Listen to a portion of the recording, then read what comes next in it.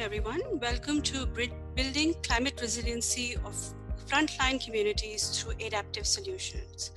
I'm Prachi Seth, Climate Specialist and Manager, Climate Action Platform, and I'm delighted to have you join us today.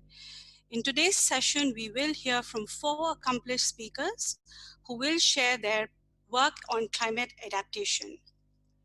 Each of these speakers have rich experience in building, designing, and implementing programs across coastal, forestry, and indigenous communities. I am excited to hear the breadth of insights that they will bring to our table today. As a disclaimer, AVPN is an industry platform to connect and share best practices, experiences, and knowledge within the network for the development of an impactful social investment community. As part of the AVPN's members sharing their work and experiences in mobilizing capital for impact, this session will include information about AVPN's members, investee organizations, funds, and products. Certain information included in this session may be for accredited investors only, on the expectation that delegates joining this session should be accredited investors or who represent accredited investors only. Information shared by the speakers in this session is provided by third parties and does not represent the views of AVPN on any matter.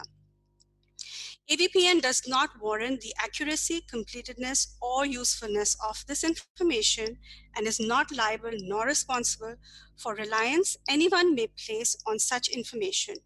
Delegates should consume this information at their own risk. AVPN reserves the right to edit, cut down, and adapt the content and materials to align with the stated agenda or purpose of the session.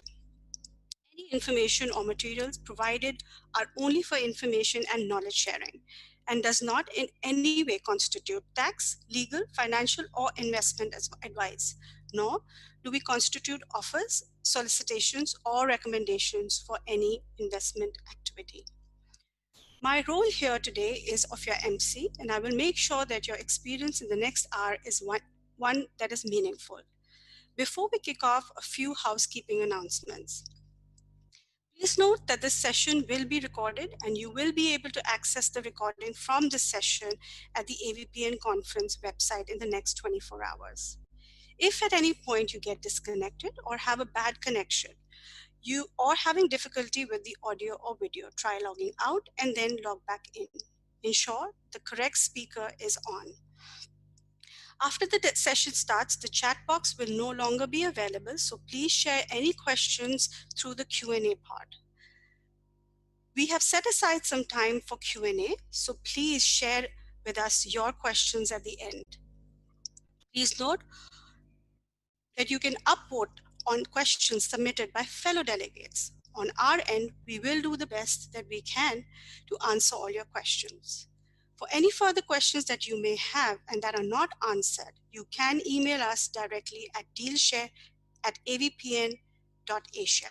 Finally, we will launch a poll after every speaker presentation. Please do participate.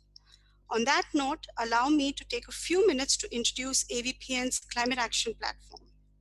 For those of you who do not know about AVPN, we are a network of funders and resource providers with over 600 members across 32 markets. Our mandate is to move more capital towards impact in Asia by providing social investors like yourself opportunity to connect, learn, and lead.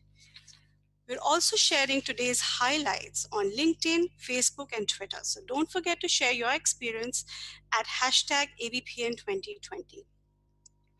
AVPN's Climate Action Platform was launched last year at AVPN's conference, and over 200 of our members are focusing on climate-related topics. The overall vision of Climate Action Platform is to unlock capital in a more targeted and effective manner into climate solutions. The platform engages with climate leaders and potential investors to find new and impactful ways to move this capital.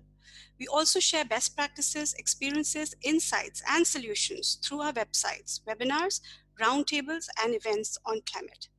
Today's session is one such example. With the support of our partner Brace, we are able to develop another very important pillar of Climate Action Platform, which is the climate deals component. The DealShare platform collaborates with AVPN members to curate and display transformational solutions to the climate challenge, with the overall aim to engage local actors and businesses to address capital and capacity gaps to mitigate and adapt to climate change. In case of any of these things resonate with you, please contact me at prachi.seth@avpn.asia. I will surely forward you my email address. Before we pass the floor to Albert, our moderator for the day, I'd like to launch a quick poll to understand who is in the room with us today.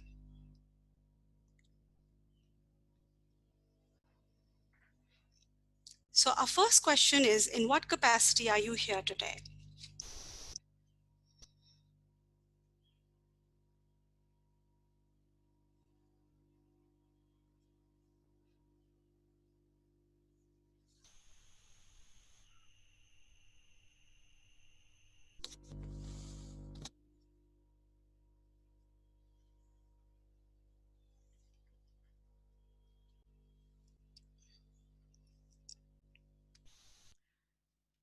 As we can see, we have a lot of funds and foundations and trusts that have joined us today. And we also have a lot of SPOs, which is good, which is, fellow uh, solution providers. We have impact funds as well in the room, which is a good mix to have. But again, I think it's foundation and trusts. We will be closing the poll shortly. It seems like funds and trusts. And then what level would you rate your knowledge of the market? Seems like there are a lot of people who know of examples and but are still fairly new to the area. What kind of support are you looking for, or are they in the position to provide, which is non-financial? A lot of people are saying that, which is great. Now, please allow me to hand over to Albert Salamanca from Stockholm Environment Institute to give an opening keynote. Albert? Thank you very much, Pashi. Good afternoon, everyone. We're meeting online today due to COVID. And I hope everyone is safe. Next slide, please.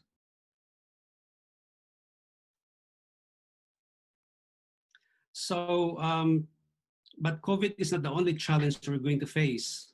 After this, a lot of economies will encounter recession. But on top of all of this, we have climate change. So COVID has not postponed climate change. Next slide.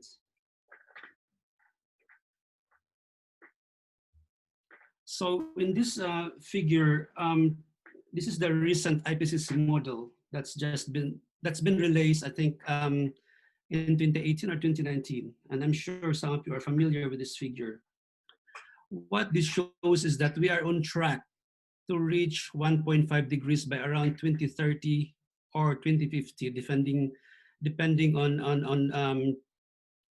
the different scenarios. So in other words, we have limited time left wherein catastrophic impacts of climate change will happen. So at 1 degrees, we're expected to see some changes, some impacts, but more so at 1.5 degrees. Next slide. So yeah, just to remind ourselves, this is where we are now, and based on this model, changes are starting to occur with respect to the temperature at around 2030 or 2050. Next slide, please. So to prevent climate catastrophes, we need to bring down production levels of fossil fuels. But there is a huge discrepancy between global fossil fuel production and what is needed to bring down emissions and limit temperature increase. So if you look at this particular graph, this is the production gap based on the production gap report. In aggregate, countries' planned fossil fuel production by 2030 will lead to the emission of 39 billion tons, gigatons, of carbon dioxide. That is 13 gigatons or 53% more than what would be consistent with a 2 degrees pathway. And 21 gigatons carbon dioxide more than what would be consistent in a 1.5 degrees pathway. And as you can see again in this figure, the gap widens significantly by 2040. Next slide, please. So we would expect more impacts of climate change. And if you look at some of the recent studies being made on global sea level rise, what they've shown is that in fact we have underestimated the impact. So like in this particular study, um, flooding due to sea level rise will increase, in fact, threefold. Next slide, please. And in climate change will affect more poor people, especially those involved in agriculture. Next slide. And that's about 13 million people in East Asia, or about 3 million in the Philippines, 2 million in Indonesia, and 1 million in Vietnam. So those who are primarily involved in agriculture will be heavily affected by the impacts of climate change. So which means that climate change would make a lot of poor people a lot poorer. Next slides, please. So as I've shown earlier, time is ticking. We have at least 10 years left to really act and adapt to the impacts of climate change. Next slides. So today we're going to hear from different stories from the front lines. So we will start with what's happening in Guiuan Development Foundation. So Guiuan is a province in the Philippines, in central Philippines, which is at the front line of climate change impacts. And the next, we will hear stories with what's happening in the Sundarbans. So the Sundarbans have recently been affected by Cyclone Ampan, which happened about 2 or 3 weeks ago. And then we'll move up and look at the experiences of indigenous peoples in Indonesia. And then we'll look at also landscape approaches. So with that, I'll hand over to Prachi for our first speaker. Thank you, Albert. That was a good reminder for all of us what we have in store.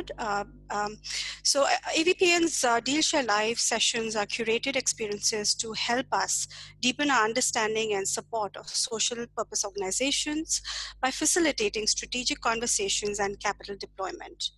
Our first speaker of this hour is John Ray. He's the program coordinator of CUNA's Gunan Development Foundation, I'm really sorry, GDFI. Uh, John, the floor is all yours.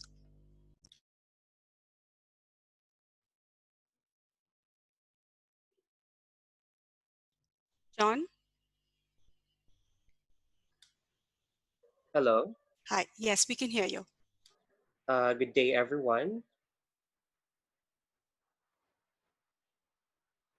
Hi, John, go ahead. Hello. So, good day, everyone. I'm John Rega Puraf, the DRRCCA Program Coordinator of the Giwan Development Foundation, or GDFI. Founded on August 30, 1988, GDFI is a non-stock, non-profit, and non-governmental organization based in Giwan, Eastern Samar.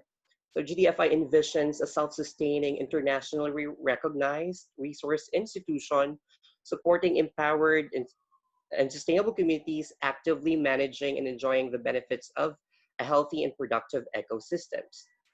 GDFI is committed to empowering upland and coastal communities in Eastern Samar and protecting and conserving biodiversity and natural resources for sustainable development. GDFI aims to build climate resilient communities with integrated ecosystem conservation programs, institutionalized governance and and uh, management for sustainability, and consolidate efforts at promoting gender equality and uh, cons- sustaining conservation programs. Next slide, please. Next. So GDFI operates in 7 municipalities in Eastern Samar Province, located in the southeastern portion of Samar Island. Due to its geographic location, these areas are mainly faced with hydrometeorological hazards, such as typhoons, among others. In fact, we are being called the gateway of typhoons. With the occurrence of climate change, these communities are now experiencing an annual occurrence of typhoons with strong intensities. If you can recall, in 2013, Super Typhoon Haiyan made its first landfall in Guiuan, Eastern Samar, wreaking havoc in the whole Eastern Visayas region. Just last year, in the afternoon of December 24, Typhoon Ursula made its landfall in Salcedo, Eastern Samar. And on May 14 of this year, while all countries are willing to survive this pandemic, another strong typhoon made its first landfall in San Policarpo, Eastern Samar, which devastated communities in the northern part of the Samar Island. Next slide, please. Because of the inevitable climate impacts to our communities, GDFI has incorporated the RRCCA in our programs. Hence, the Building Resilient Coastal Communities was conceived to be the pilot project with the aim of developing a model in building resilient communities. In this project, we explored various climate adaptation solutions that is localized and well suited for the community. One of these, I'm sorry, I'll gonna turn on my camera.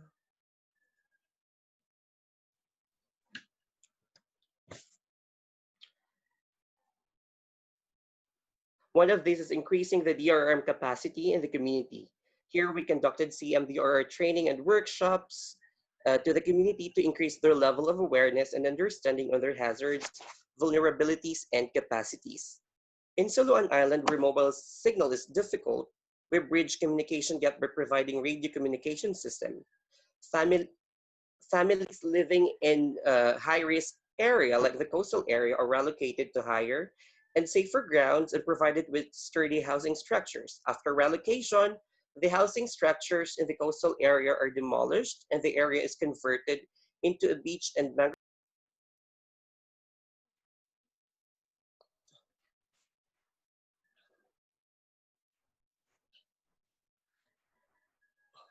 Next slide, please.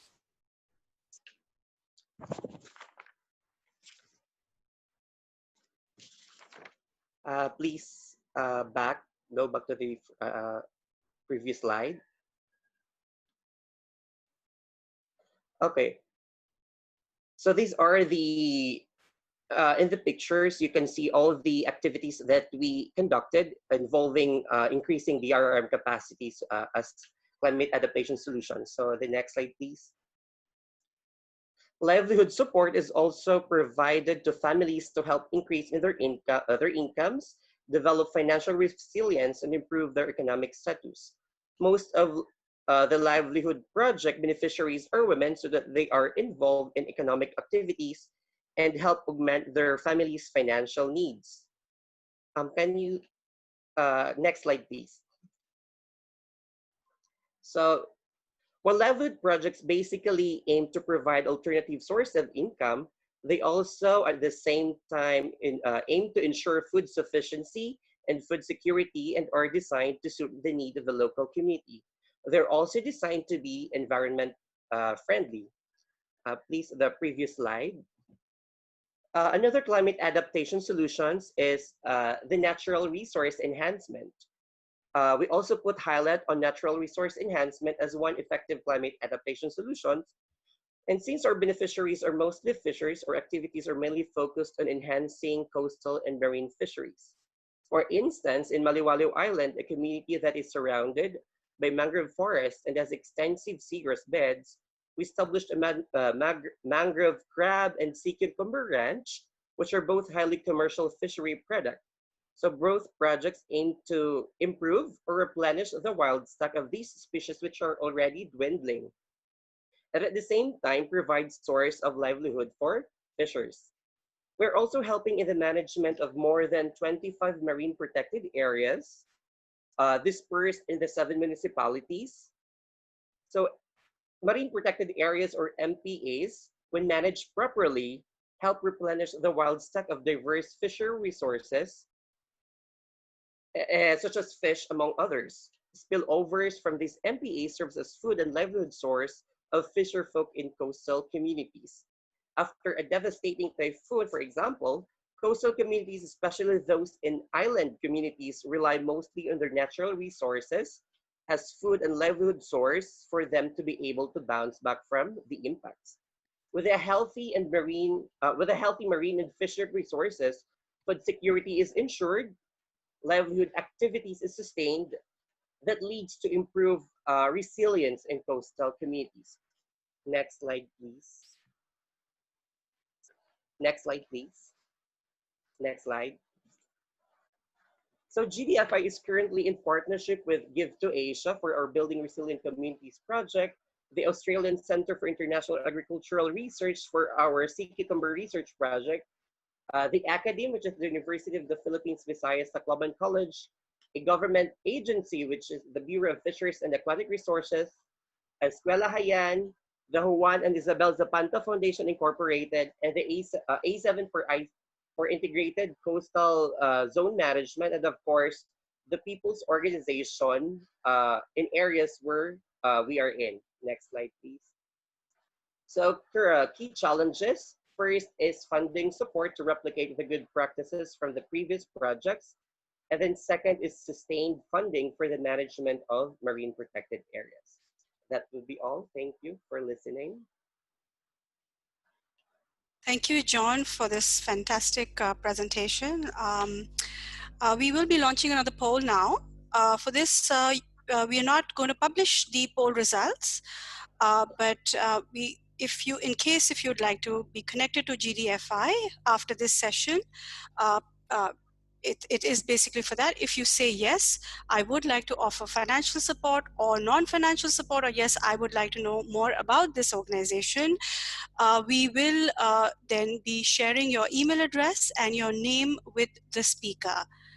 If you say no, we will not be sharing any information.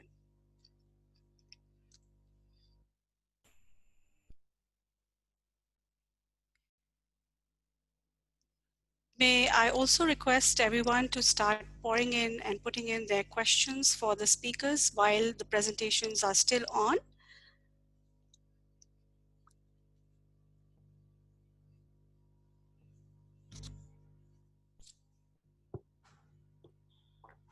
Thank you, everyone. We'll move to our second speaker, Maqsood Rahman. He's the CEO of Bangladesh Environment and Development Society. Maqsood, please take over. Hello. Hi, Maqsood, we can hear you. Very good morning, afternoon, and good evening. Thank you again. Thank you so much for giving the floor to me. I'm Maqsood Rahman, working with Bangladesh Environment and Development Society as the Chief Executive. Today, I'm here to introduce about beds, and also I'm excited to share the Sundarbans mangrove forest and beds initiatives. About the beds, Bangladesh Environment and Development Society is a community-based, non-profit, non-political, and also development organization which was formed 20 July in 2010. We are committed to maintain ecological balance and create harmony between human and nature. BEDS was established for solving complex environmental and social problems in Bangladesh. And BEDS also received different prestigious award due to its high impact activities, National Energy Globe Award, as well as also one of our projects also selected for Expo Dubai 2020 as the best SDGs project. So next, please. Next, please. And I'm very much excited to introduce the Sundarbans mangrove forest. Sundarbans mangrove forest is the world's largest single mangrove forest, and also it's also UNESCO declared Natural World Heritage Site, as well as the Ramsar site. Sundarbans is the natural safeguard and livelihood support around 3.5 million climate vulnerable coastal people of Bangladesh. The total area of the Sundarbans is the 10,000 square kilometers, and which is also in Bangladesh and India. And in Bangladesh part, it has 6,000, almost 60% and 40% in India. There are a lot of biodiversity here, and also the Bengal tiger, and also there are many unique, critically endangered and endangered species also living this forest. Next, please. Actually, in the Sundarbans region, there are a lot of complex social and environmental problems people are living there. The poverty is the major issue of them, because they have only one option to collect the natural resources. And climate change is actually the frequently natural disasters happen here, and also the riverbank erosion, flood, erratic rainfall, and distribution, increased average temperature and drought, sea level rise, salt water intrusion. And Albert already mentioned that very recently here the super cyclone Ampan passed from this area. And here also is actually the pandemic to disaster is going on. And due to this kind of the natural disaster frequency here, the migration also the another problems. Due to climate change, the land use pattern also changing. Shortage of safe drinking water is a big problem for these coastal communities. Lack of the electricity, housing, cooking fuel, education, health and sanitation. We are losing our biodiversity, and we are losing our traditional knowledge, our culture, and illegal hunting posing also a problems here. And the security inside the forest, actually the pirates also inside the forest. So kidnapping also the another problems. And coordination between GOs, NGOs, and also the CBOs also the another problems. Next, please. Next, please. And actually, base we are trying to establish the Sundarbans disaster ready communities. From 2010, we started our activities, and we focus the capacity building. Capacity building is very important for the coastal people for facing the disaster. That's why we are developing the capacity of the vulnerable coastal people, how to assess their risk, what type of capacity they have. So different kind of tools. So we introduce the community, and also we form different kind of the community, village disaster preparedness community, and also the union disaster management committee. Like this kind of the committee we are forming. As well as we are also focusing on emergency fund. Actually, when any kind of the disaster happen, then the local people need the emergency support. So we developed an emergency fund for the coastal people. And there is not sufficient cyclone shelter. That means the evacuation shelter. So beds and also the one of our partner, GPSA, also supported us to construct a cyclone shelter beside the mangrove forest. And we also highly consider the livelihoods. Actually, the livelihoods are another problems. If the stomach is blank, then actually it is really difficult to involve the people disaster preparedness activities. So in terms of increase the income, we introduce different kind of the alternative livelihood, as well as sustainable use of natural resources, because they have a lot of resources here, but they don't know how to process, how to package these resources, and how to marketing these resources. Like they have the natural honey. So in before the community just only collected the honey and sell as raw to the market very cheap price. And we introduced how to process their honey, how to package their honey, and how to marketing their honey. So I just share one example that in before they just sell their honey 300 BD taka, and now they are selling almost 16 to 2,000 BD taka per kilo. And also the agricultural production. Here we need to ensure the food security. So we introduce different kind of the agricultural activities here. And also the electricity beds already established different kind of support different kind of the solar system. We install solar station, and we distributed solar lights. In before, the people also living here in dark at night due to the increasing price of the kerosene. And now the students are reading at night, and villagers are using this our supported renewable energy. Next, please. Next, please. And also the safe drinking water. We also supporting the community to the community of the safe drinking water. We discovered the pond, and we also install local technologies, pond sand and filter. We call the PSF, and we also include the RO system, a reverse osmosis system for reducing the salinity, as well as also we put the water ATM system for proper management. So now people, almost the 4,000 people are now getting the safe drinking water every day. And the mangrove, actually, I already mentioned, I'm really excited to share the mangroves information because I'm keen to mangrove conservation, mangrove ecosystem conservation. So in the coastal area, there are a lot of mangroves, but due to the shrimp farming and other human activities, the mangroves are destroying. So we are trying to plant the mangroves. Next, please. And also the SIPA program, previous please. SIPA program, that means the communication, education, participation and awareness raising program. BETS has different kind of the SIPA programs. Actually, the mangrove ecosystem conservation education program. BETS is very pioneer on this program. BETS already developed different kind of the education materials for the students, and we introduced these education materials almost 33 districts among 60 districts of 64 districts of Bangladesh. And next, please. Next, please.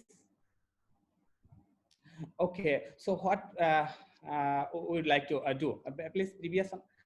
Actually, we would like to scale up these activities and also climate resilience and affordable housing, because we have the experience last cyclone Ampan. Most of the people lost their houses, so it's really difficult for them to rebuild the houses. So we need to introduce the climate adaptive and affordable housing systems, and mangrove restoration in large scale. We would like to develop a green belt in the Sundarbans regions, and also emphasis on agricultural production for food security activities. And actually what we need the technical and technical support as well as the financial support. Thank you very much.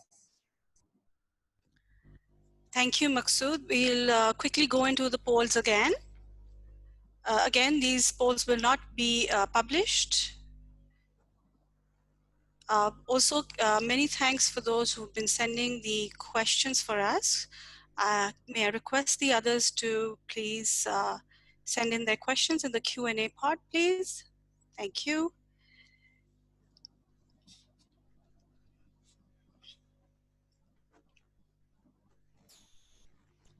We will be ending the polls shortly.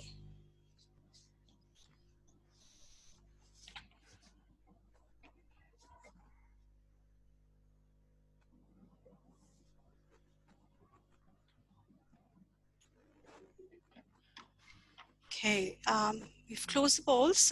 Next speaker is Neti Sari. She is the Communications Manager representing PT Alam Bukit Tigapulo, PT ABT. All yours, Neti. Thank you very much, Prachi. I'm still waiting. Yeah, okay, this is my slide. Thank you, AVPN, for having me. This is a very great opportunity for us to tell you about the work of PT ABT, and for all of you who are attending this session. My name is Neti Rianasari. I'm with PT Alam Bukit 30, or in English, the 30 Hills Forest Company, or we call it ABT for short. It is a small company operating deep inside the Sumatran rainforest. We were founded by 3 NGOs, WWF, Frankfurt Zoological Society, and the Orang Utan Project. We are founded to pilot a new approach to forest conservation and climate adaptation in Indonesia. Even though we were founded by conservation groups, we are a commercial company. Next slide. Our job is to manage nearly 40,000 hectares of land in central Sumatra. We have one of only 16 ecosystem restoration concessions in Indonesia to protect and restore critical forests. All of the concessions in Indonesia are issued to do exactly the opposite of that. They are logging or clearing the forest. Next slide.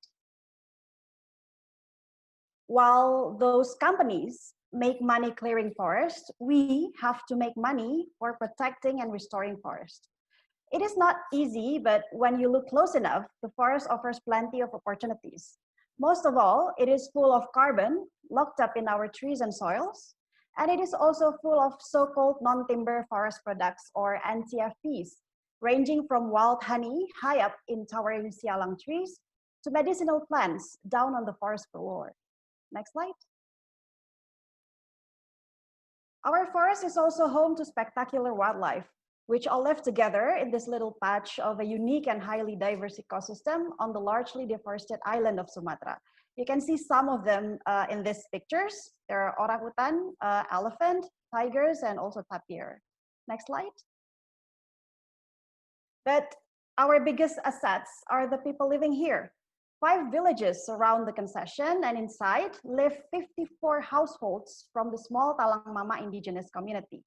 We are working together with formal partnership agreements to improve and climate-proof their livelihoods by identifying, growing, and adding value to products from the forest that generate alternative incomes to them and revenue for ABT.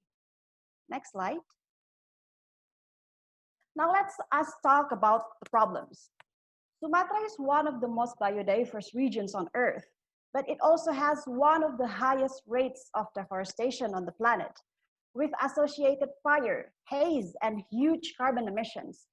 And today's society often views that standing forest as unproductive land, worth more when cleared than standing. That marginalizes local communities, like this indigenous nomadic Orang Rimba tribe living in and around the concession.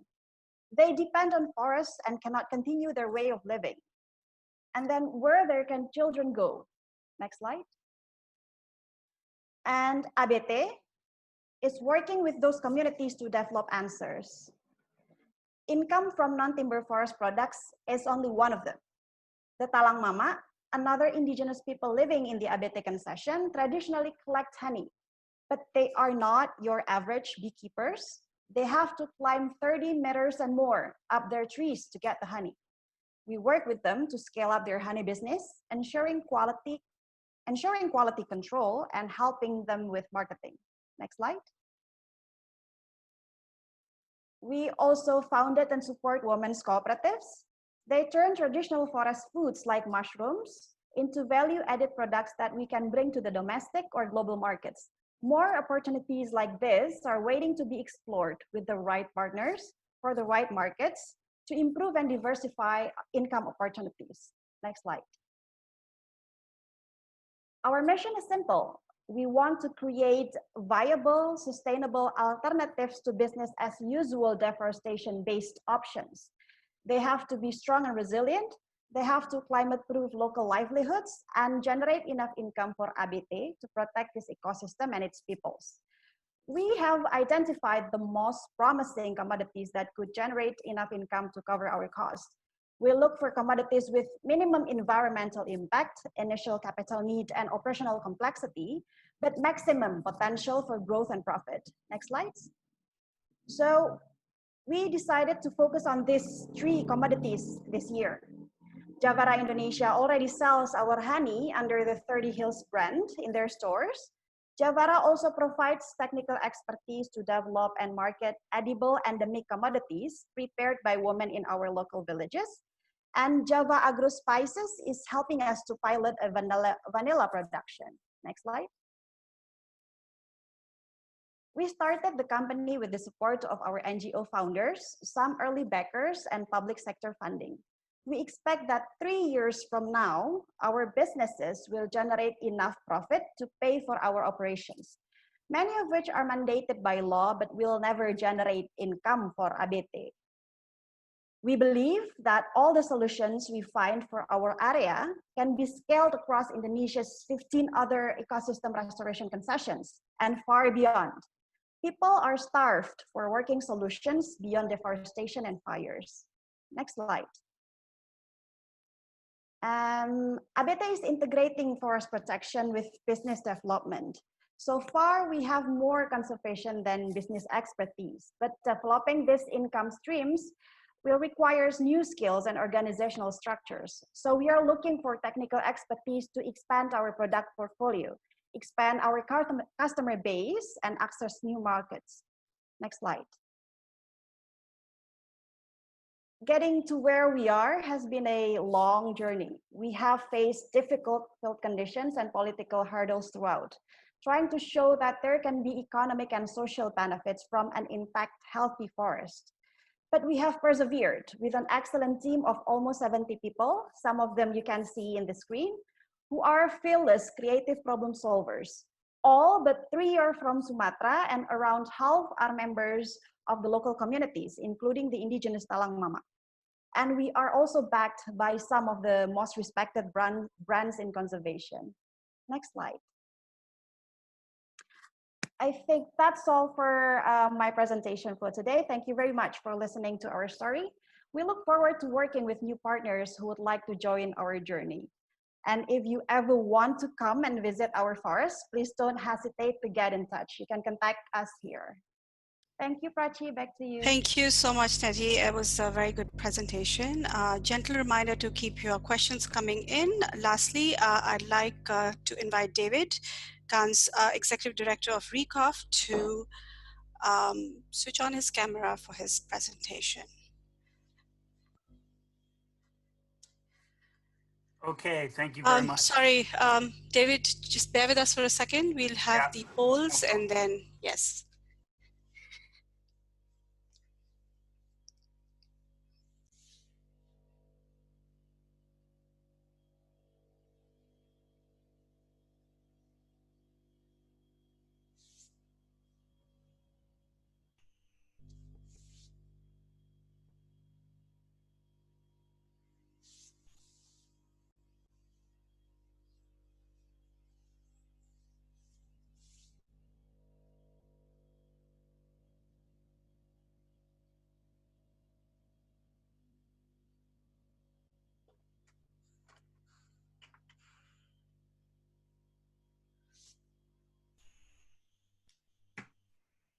Thank you for the answers.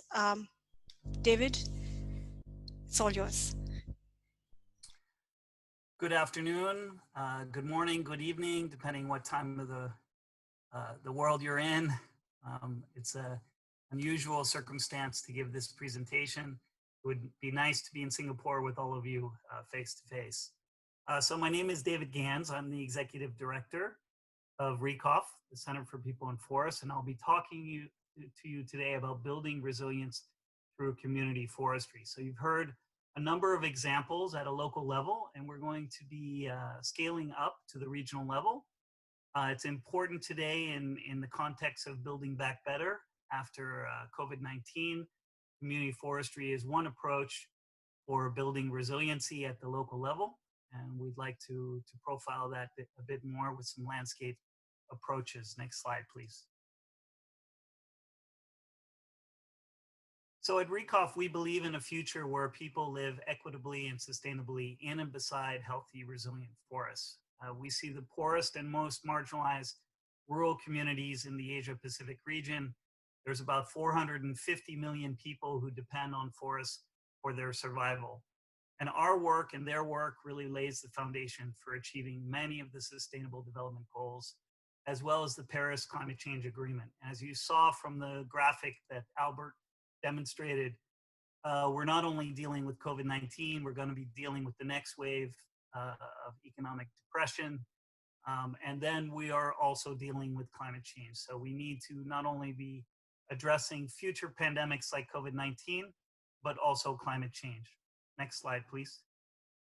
We at RECOF are taking a long-term landscape-based approach to really be inclusive with local communities, local government, and private sector, but making sure especially that local communities are able to secure their land and resource rights, to stop deforestation, to build alternative livelihoods, and achieve gender equality. All of this will help us combat climate change. Thank you. Next slide, please. In addition, we have strong linkages to ASEAN, the Association of Southeast Asian Nations. We've been part of building stronger relations between these ASEAN member states.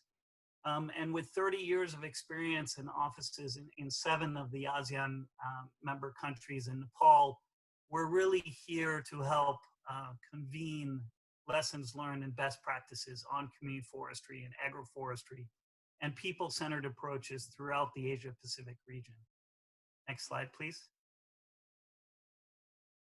This is what I'm calling the Rieckhoff Charlotte's Web, and you can tell that I have small kids. We are a trusted broker in the middle of this spider web. We bridge the gaps between a lot of these stakeholders. We build capacity of a lot of them. And certainly at the center, we help transform conflict into collaboration. These partnerships extend from ASEAN to multilateral institutions, financing institutions, governments, and local communities. And what we're really here to talk about today is extending those partnerships to all of you that are on the line today. Next slide, please. All of our work is framed within the Sustainable Development Goals. In Nepal, we have a very spiritual piece of art called a tanka, and this is the Rieckhoff tanka with the SDGs on the outer circle. Inside is the mission of enhancing capacities for stronger rights, improve governance, and fairer benefits to local people living in and around the landscapes in the Asia-Pacific region. As I mentioned, there's 450 million people that depend on these forests. So governments, as they're addressing their sustainable development goal targets, can really hit those targets with community forestry, and they can achieve not just the SDGs, but also the NDCs in adherence with the Paris Agreement. Next slide, please. Getting to some of that, you know, in 2018 and 2019, thank you, yeah, this slide, please. We had an impact on about 7 million households and 20.6 million hectares. There's been a 51% increase since 2018. And when we started with ASEAN as the ASEAN Social Forestry Network and upgraded it from a network to an official working group, there wasn't nearly the kind of prominence that we see today for social forestry in the region. This is because we've been able to map directly to the 6 SDGs you see here. So nations within the ASEAN member states looking to adhere to their commitments under the SDGs or the Paris Agreement will be able to do so with social forestry. Next slide, please.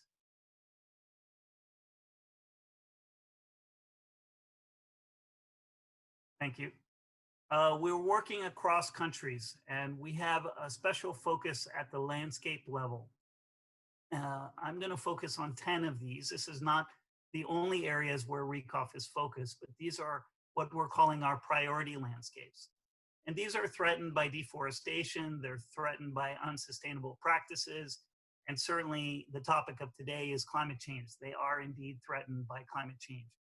So today there are new opportunities to further support local communities in these landscapes, local government, civil society, and private sector, really to overcome the threats that these landscapes are facing. And we offer entry points for action into each landscape to foster prosperous communities and thriving landscapes by really capitalizing on the ambitions of local people. I would like to say that these are not just called landscapes, they're called peoplescapes. And it's really important for us as a center that's focused on people-centered approaches to look at the socioeconomic dynamics and what people's aspirations are for these landscapes. I'm going to walk you through a couple of them this afternoon. Next slide, please. This next landscape is called the Pre Lang landscape. It's in Cambodia, and we've been working there since 2006. Again, our landscape approach is really to engage long-term. It's not just a project level cycle, it's a long-term endeavor. This is also very important in terms of climate change adaptation and mitigation, because these are things that need a long time to develop. By 2030, in the next 10 years, we can lift over 90,000 people out of poverty in the Pre Lang landscape.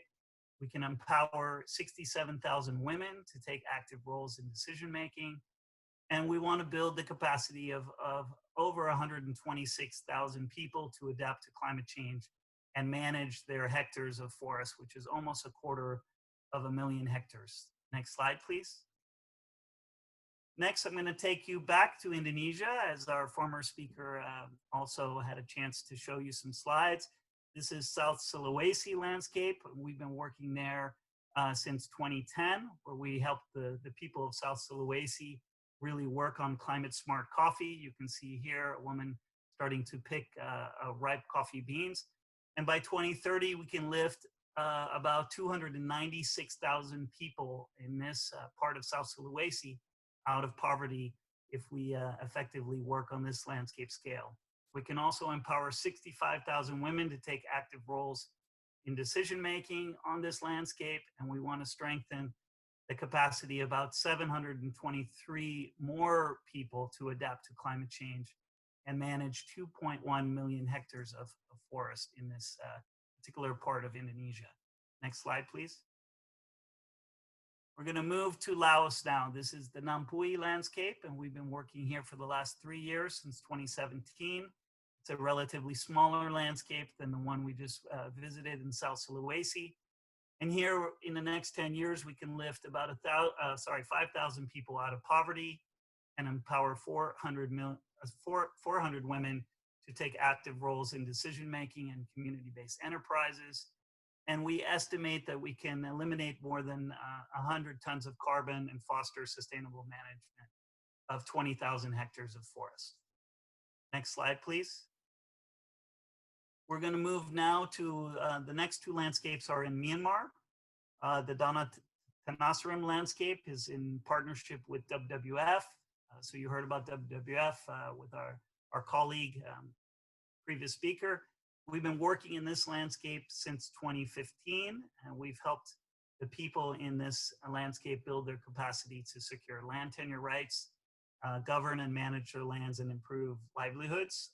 We're looking at 1,000 people coming out of poverty here and 6,000 women to take active roles in decision-making and community-based enterprises. Of the 2,000 people we're going to be working with on climate change adaptation, we are also going to be working on sustainable management planning for 200,000 hectares of forests. And this is a very important landscape along the border with Thailand. The next landscape, please, next slide, please, is Inle Lake. And some of you may recognize the floating tomato beds of Inle Lake here. We've been working here since 2014 on certification of community forest lands. And by 2030, we can empower 5,000 people and, 500 women to take active roles in community-based enterprises, the type of enterprises you see in this picture. And 5,000 people can come out of poverty, and the same 5,000 people working on climate change adaptation mitigation measures over about 10,000 hectares of the Inle Lake watershed feeding into the management district. Slide, please. Yeah, go ahead. Sorry, David, we're running out of time a little bit. Okay. So we'll come back to the Q&A, and we're trying to kind of extend maybe the Q&A section by another 5 minutes, if that's okay. That's fine. Can you just flip through the next two slides? The next two slides are Nepal. First one, Eastern Shore Terai Complex and Sacred Himalayas. We'll move to the Nan province. This is in northern Thailand. Next slide, please. The Quang Nam landscape in Vietnam. Again, I'll just keep moving on. Next slide, please. Happy to give anyone further context about specific landscapes where we are working.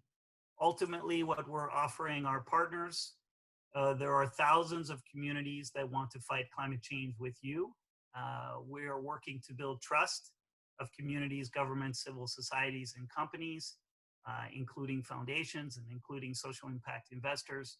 We want to build these relationships at multiple levels, not just the regional level, the landscape level, but also at the national level. And we have the expertise and the innovation to really drive these solutions forward. Next slide, please. So this is towards the end, our entry points for investment. Ultimately, we understand that there are risks involved with any kind of investment into the land use sector. So we work closely with partners to de-risk those investments, to look at supply chains in a green and sustainable fashion, but also an equitable fashion. We want to formalize tenure rights to make sure that in the long term, these supply chains will benefit smallholders, and we want to restore forest landscapes across the region.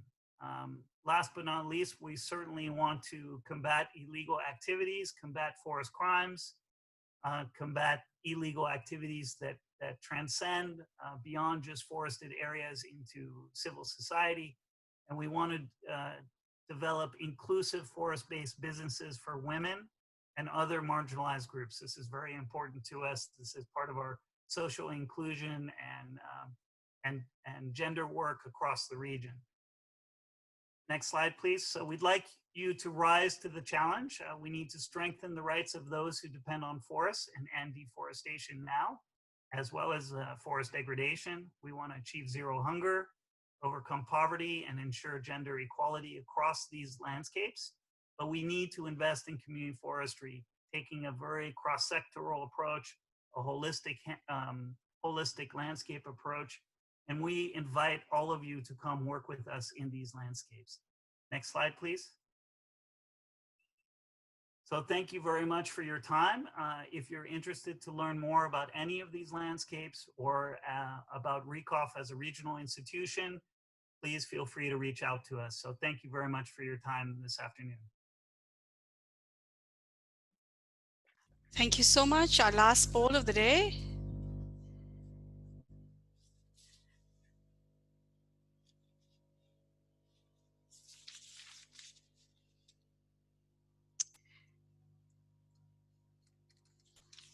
On that note, I'd also like to hand over to Albert, who's going to lead the Q&A segment.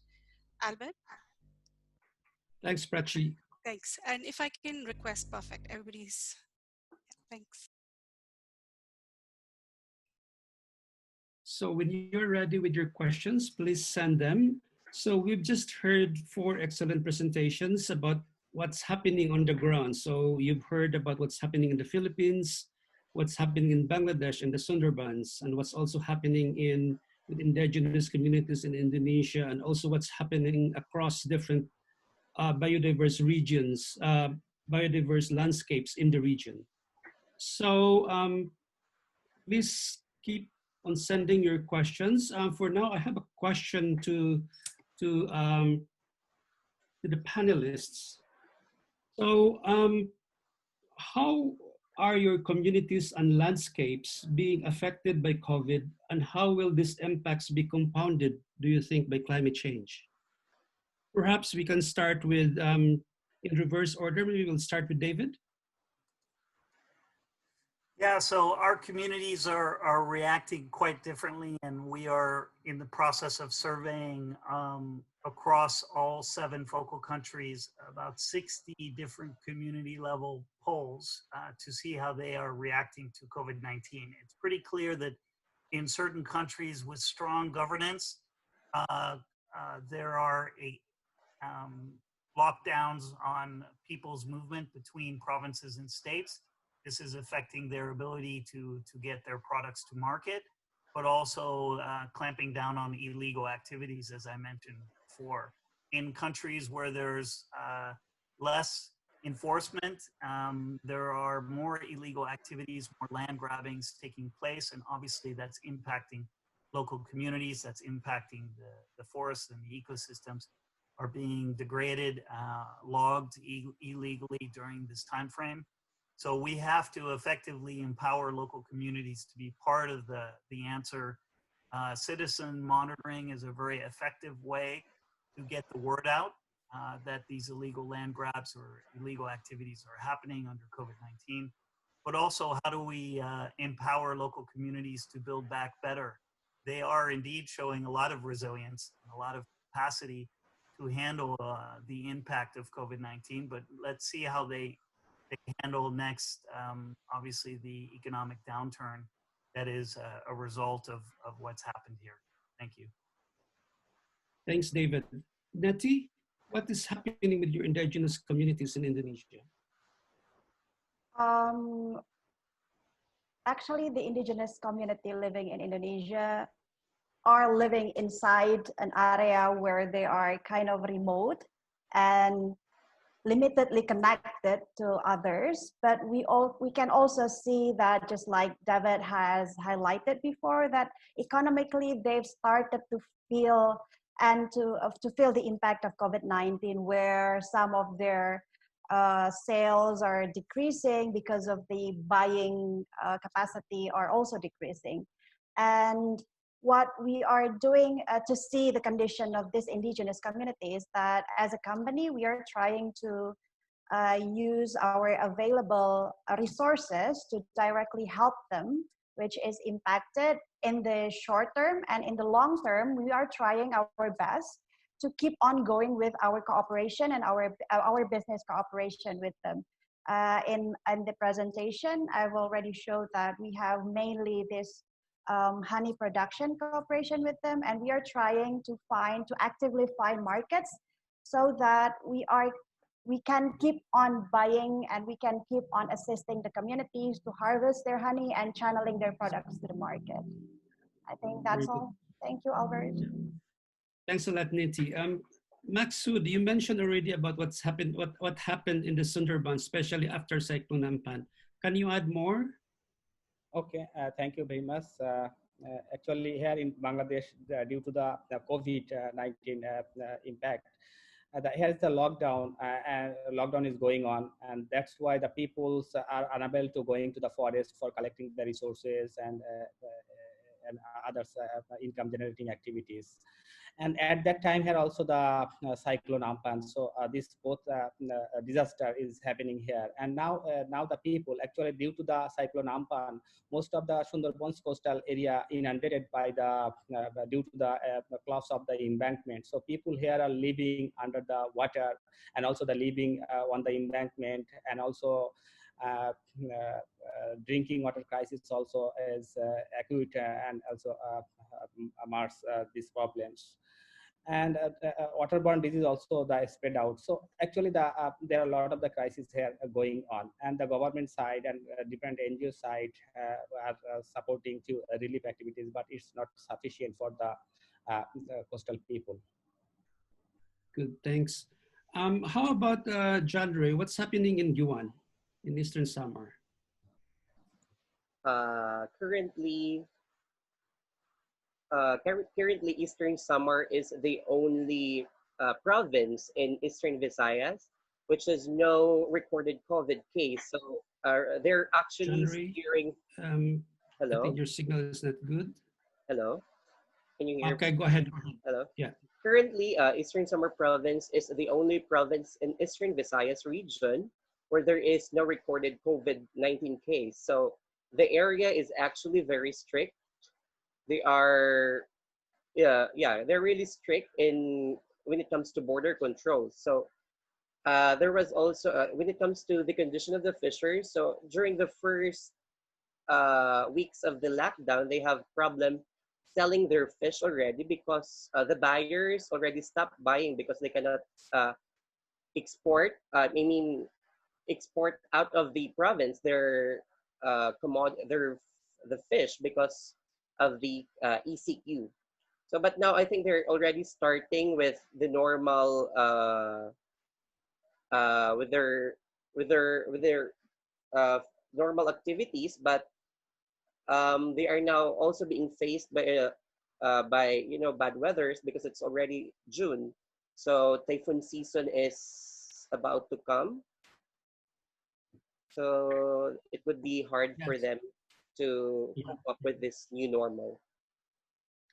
Thanks a lot, Chandra. So that means there will be more challenges coming up. So I think it's good to answer one of the questions left in the Q&A.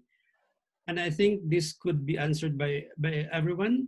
So this is from Sherry Devi. For communities living in areas that are prone to climate disasters, for example, in Bangladesh and the Philippines, where destruction to homes is likely to keep happening, how can we best support climate resilience? So first, maybe we'll start with Masood to respond to that one.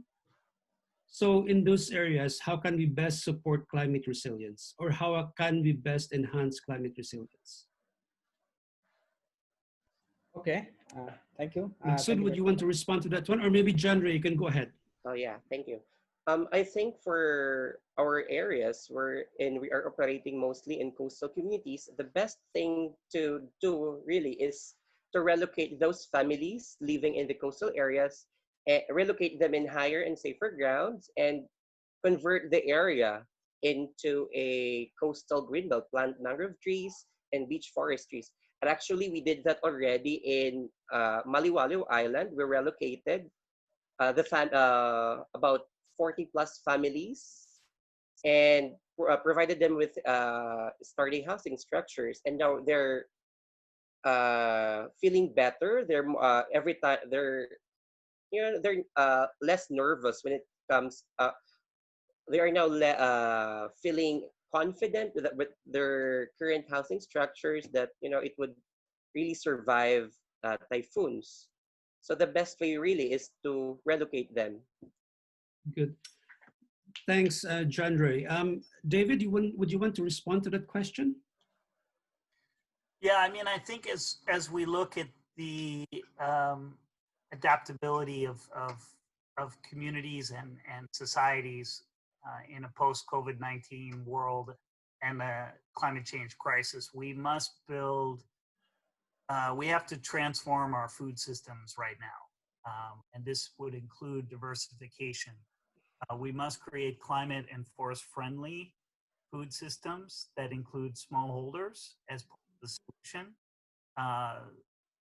Certification schemes and systems must recognize the rights and I would say the aspirations of smallholders, local communities, and farming cooperatives. But to the extent that entire landscapes can have a basket of goods, services, and products during pandemics and during crises like whether it's a natural disaster or slower changes like climate change, when communities have that kind of basket of products that they could sell, I think they're more resilient in the long term. So we, as an investment community, I would encourage those that are on the line to be thinking about not just investing in a commodity, but investing in a whole landscape of goods and services that could come from these local communities and ultimately help build long-term resilience through this kind of landscape approach. Thank you. Thanks, David. We have another question that came in. So this is from Ronacon. What do we expect from the private sector to support local resilience? Anyone, Nettie, would you want to say something about that?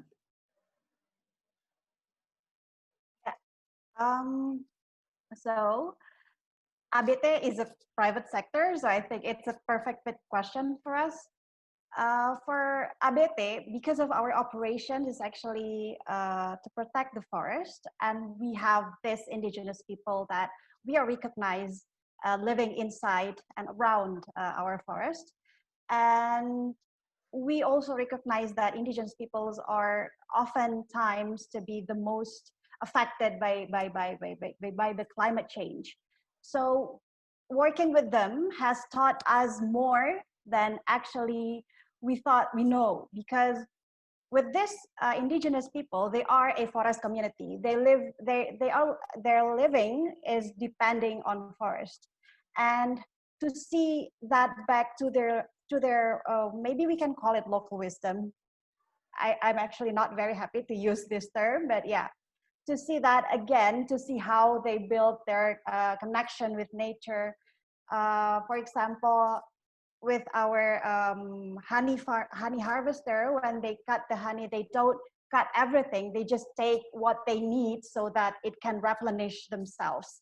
And this is what we have to learn from them, because and business have also learned from this part of wisdom from them, that us as business not exploit nature to see and to get maximum profit this time, but we have to see a sustainable and continuous time to take this profit and also share it with them, because they are at the forefront of our struggle for climate change and to protect the nature. I think that's all. Thanks a lot, Nettie. Apologies, I think we don't have a lot of time left now for discussions, but if you would have more questions, if you want to engage with our speakers, please feel free to send them questions or get their emails and chat with them. Um, just quickly, I think we have heard a lot of interesting stories about what's happening on the ground, what's happening in Guiwan, what's happening in the Sundarbans, what's happening in Indonesia, and also what's happening in the region. And now you have options on how you might want to support them. With that, thank you very much for joining us in this Deal Shares session, and good luck with the rest of your day. Thank you Thank very you, much. Thank you everyone. very much. Thank you.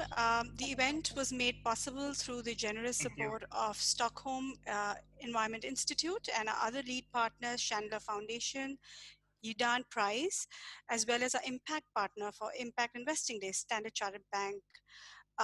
Moving forward, we shall connect you to the social entrepreneurs based on your answers from the poll results.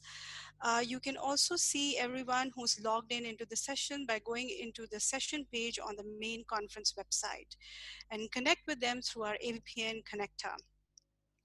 We also invite you to visit our AVPN hub that shows various AVPN initiatives. Please send us any emails on dealshare@avpn.asia or for climate action, prachi.seth@avpn.asia. The conference continues, and you can probably just hop onto the role of angel investing in Asia, which is running parallelly right now.